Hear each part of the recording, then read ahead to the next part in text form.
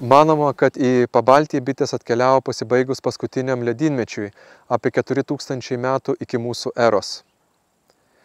Iki tol juodosios bitės laikėsi pietiniuose Prancūzijos rajonuose, o atšilus orams jos paplito ir Pabaltijo šalyse. Anksčiau dabartinė Lietuvos teritorija buvo užaugusi miškais, o 11 amžiuje miškai sudarė tik 55%. Drevinė bitininkystė buvo vienas seniausių girios verslų, ilgiausiai išsilaikiusių šiltinių dzūkų miškuose.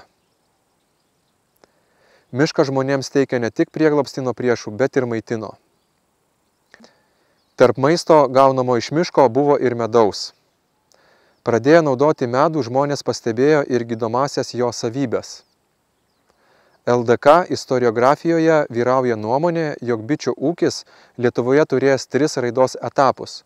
Pirmas buvo miškinės bitininkystės, kitas drevinės bitininkystės ir trečias avilinės bitininkystės. Pradiniu laikotarpiu medžiotojas vaikščiodamas po mišką ir pamatęs drėvę su bitėmis, korių su medumi išplėšdavo.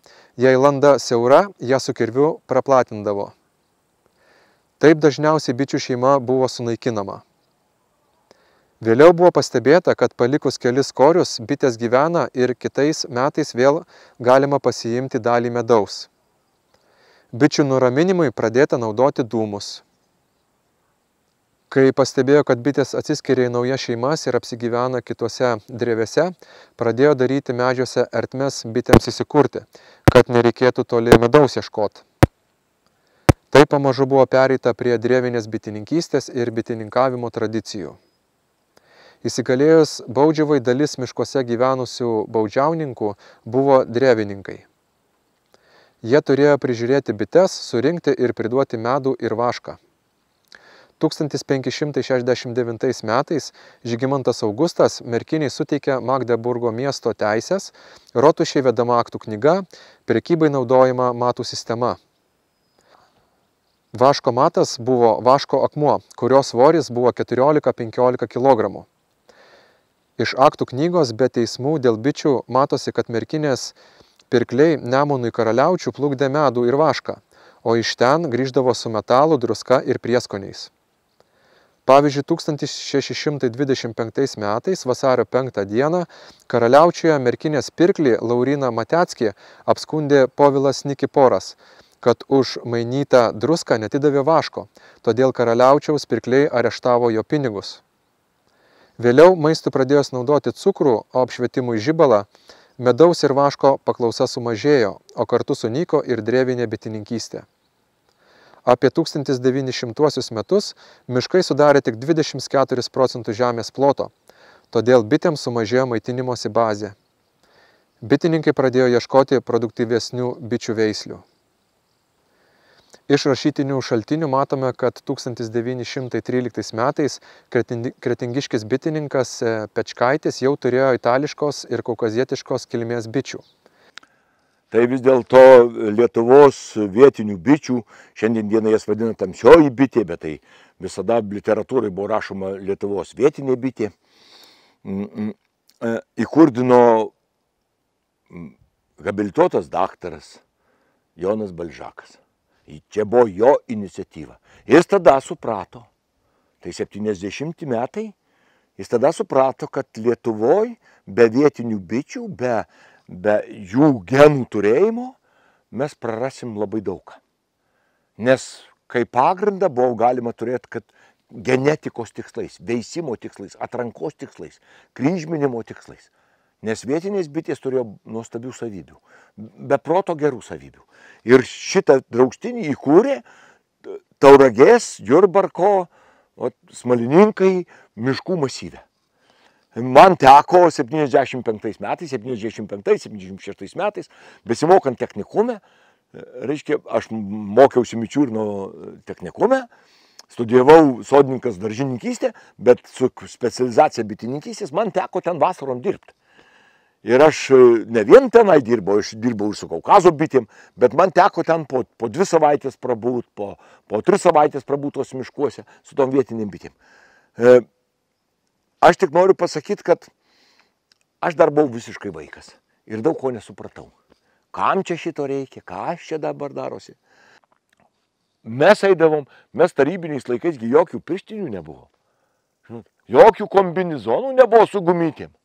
Nieko. Tai buvo paprastas chalatas. Su tuo chalatu, aišku, dėdavom tinkliuką. Aš vaikas tai tikrai su tinkliuku dirbdavau. Balžakas nesidėdavo tinkliuko. Mes dirbavom prie tų vietinių bičių ir mums nieko nebuvo. Buvo viskas tvarkoj. Jas naudojo tolimesniam veisimui, kryžminimui su Kaukazo bitėm, nes labai geri rezultatai būdavo, kada būdavo Kaukazo motinos ir vietiniai tranai. Tai būdavo heterozės efektas pasireiškęs, F1, heterozė ir gaudavo medaus ten, dieve, tokius kiekius gaudavo medaus, kad sakė, čia tik su tom bitėm ir bitininkauk pasaulį. Bet tai yra būtina kontrolė, bitininkavimo kontrolė. Tai va, yra tokis dalykas. Atėjus, pasikeitus daug laikam, daug vandens nutekėjus ir žinau, kad atėjo bitininkystės sektoriui vadovaut ne kokie žmonės, kurie nelabai nusimanė apie bitininkystę. Nusimanė apie ekonomiką. Kad pagrindinis dalykas pinigai, o kad bitė neturi reikšmės. Aš atsimenu 82 metais iš Ašašnikų dar pirkimo aktai yra, kad pirko bites, kadangi kad jau ten buvo giminingas veisimas vietinių bičių. Tai mes čia su profesoriumi Justinu Straigiu tyrinėjom bites. Čepkeliuose, Čepkelių rezervate, Kabeliai, Ašašnikai, Musteika, Darželiai. Visur važiavom pa žmonės, tyrėm bites, ėmėm pavyzdžius, nustatinėjom, kad čia mes radom apie 80%, daugiau apie 90% vietinių bičių. 82 metais aš čia pirmą kartą varrožės erkę suradau. Vežiau žmonėm vaistus ir plokšteles ir vašką visokiausiam kaip. Bet paskui čia, žinot, atsirado globalizmas, atsirado toks negeras kapitalizmas ir pradėjo vežti bites žmonės, kur nori, ką nori, nieko nežiūrėdami. Ir čia daug pakryžmino, bet liko čia tų vietinių bičių. Tai tada Balžakas pirko bites. Iš čia, kad į vietinių bičių draustinį įleisti kitą kraują. Bet mūsų lietuviškų vietinių bičių. Tai buvo nuostabus dalykas. Tai ir jis tengėsi darė. Bet po to atėjo, kad matot, jos mažai medaus prineša, jos nereikalingos. Kryžminti jau nebemoka niekas.